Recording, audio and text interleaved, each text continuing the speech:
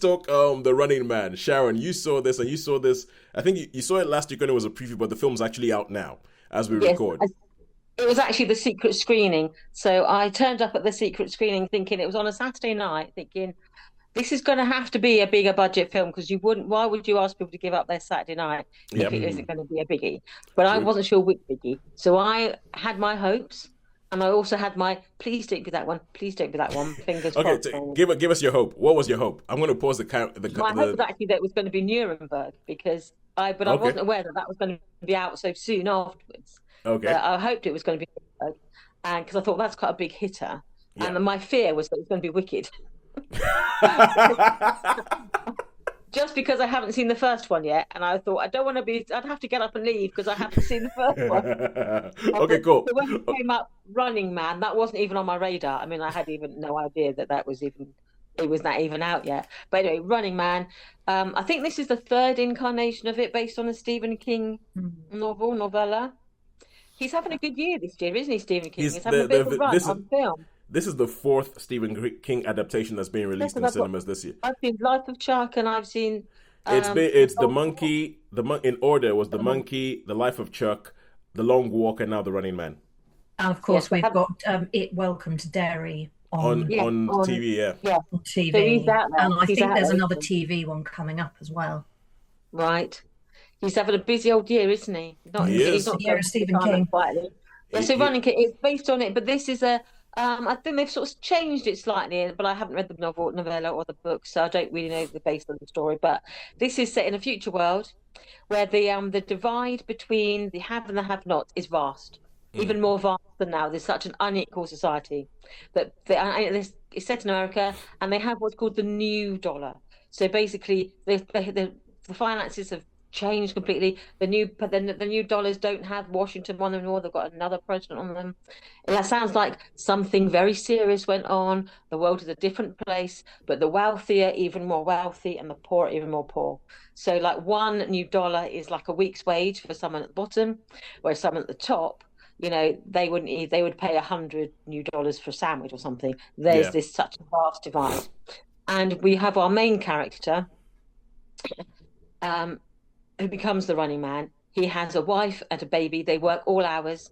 He tried to get a union started at where he worked because of the unsafe conditions, and he has been blacklisted, so Mm. he's not able to get a job. And there is a television or reality television is vast. It's this behemoth, and basically they have open auditions where you turn up. They give you all these tests, all these questionnaires, these physical fitness things, and then you get fed into a changing room. And depending on the color of the costume you're given, that's the show you end up on. So you Yeah. don't actually know what program you're going to be in. And his daughter is sick, and they can't afford the medication for her. His wife is working all hours, and they So can't just pay for when you anything. say reality television is vast, I don't think it's that different from now. No, I think that's because one of the programs it is about. I can't remember the name of the program. Oh, the But it's about Americanos, the Americanos, this which is very wealthy family, lots of women who are sort of devastated about, I really wanted this handbag and I couldn't get this handbag, and so I had to get this handbag. And why are you always picking on me? You just say, yeah, there's this, yes, very it's obvious essentially the parallel. Kardashians. Yeah. Yeah, obvious parallels. So anyway, he ends up being on the Running Man, which his wife said, do any show, but do not go on the Running Man because I want you to live. Because the premise of the Running Man is that you have a 1 day's head start, but and for every day that you stay alive, you can earn more money for your family that is guaranteed. So Yeah. if you survive the first day, they get 10,000 new dollars, and that is theirs forever, regardless of how long you live. And so the longer you live, the more money you can earn, and you have tasks you have to achieve, and then there's sort of things that you can do. Like if you kill someone hunting you, you can get huge bonuses. Yep. If you get bonuses, but yes, but you have to stay alive for 30 days. And we're now on season number whatever, but no one has ever lasted the 30 days. Yeah. There's been one contestant who lasted 29 days, but no one's lasted 30. And they live in a vastly surveilled world where there are these sort of drone cameras that record everything, every movement. There are spies everywhere. Everyone is sort of incentivized to turn in their neighbors and to spy on you. And if someone turns you in, they get a reward. Mm-hmm. So it's basically this highly charged environment. And he sort of is thrust into this against his will, but he isn't going to go lightly. He's an angry man. He's, angry at the world. He's angry at society. And so you have this battle of wills between the producers of this show, the main one being played by Josh Brolin. Josh Brolin, yeah. And Coleman Domingo plays like the host with the most, who's like introduces it. And I mean, I've seen the clips of Coleman Domingo in the trailer, and I'm like, I think that's perfect casting. He is nailing this presenting gig. He is just this guy, yeah. It throws all the thrills and spills. And Amelia Jones is in it as well. She pops up a bit later on in there as someone who he encounters on his adventures. We knew her from Coda. And Yeah. With Alec. And so that's how we know her from. So yeah, this is like full on action, angry man versus an unequal society, and he does not care to play along by their rules. Yeah, he's doing this to save his family, and that's his role in life. Yeah, and so yeah, you have this epic sort of clash of ideas. How many stars would you give it? I actually enjoyed it. In terms of, what it is. So part of me thinking, do I want to overthink it? But like, if you're going to give sort of like Predator 4 stars, I think I'm inclined to give it a 4-star as well, just because it really engaged me for the whole time. Because I wasn't expecting it. It was like, surprise, you're going to watch Running Man. I had no expectations. So yeah, I found myself really actually entertained for the whole thing. Wasn't aware of the passing of time. It felt satisfying. It felt complete in that when I was watching it, I was like, "Gah, you baddies, piss, boo, hiss, you goodies, yeah.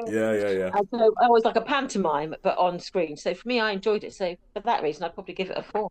Sean? Is this directed by Edgar Wright? It is directed by Edgar Wright. Oh, well, I'm going to love it then. So this will be on my radar list. There is humour.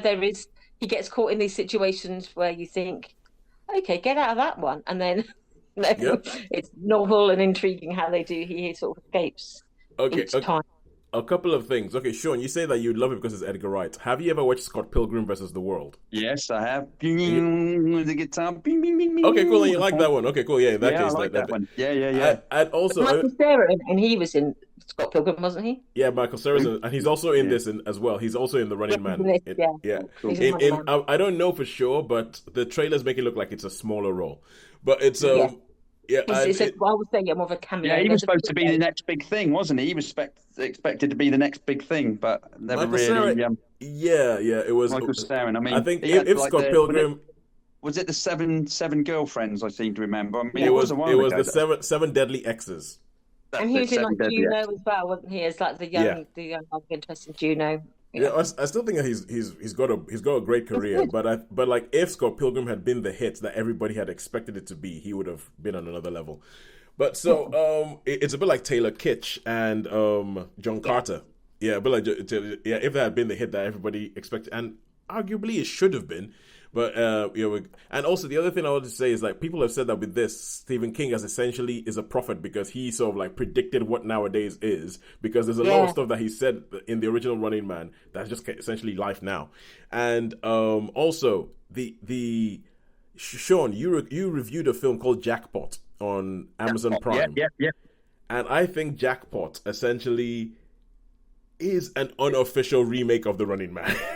No, but that was fun. That one. That was that was fun. Was that Aqua with Aquafina and John Cena. Yeah, that's it. Yeah, that was fun.